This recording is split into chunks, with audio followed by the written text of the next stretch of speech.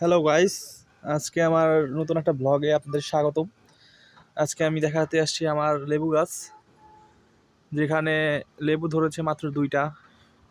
সামনে আম গাছ আছে। এই আম গাছে এখনো ফুল আসেনি, তবে ফুল আসবে খুব শীঘ্রই। এটা কি গাছ আমার তেমন জানা নেই।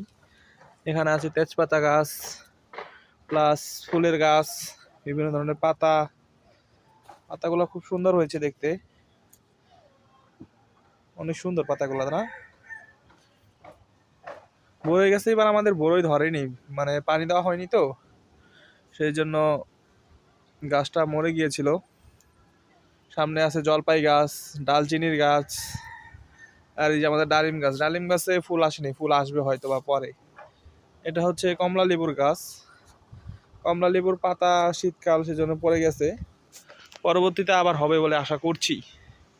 আর আমাদের এই যে মূল আকর্ষণ, এটা বারোমাসি আম গাছ। এই আম গাছে আম ধরেছে, অনেক সুন্দর আম ধরেছে, অনেকগুলো আম, প্রায় 12টা আম আছে এখানে। আমগুলা বড় হলে আপনাদের আবার দেখাবো।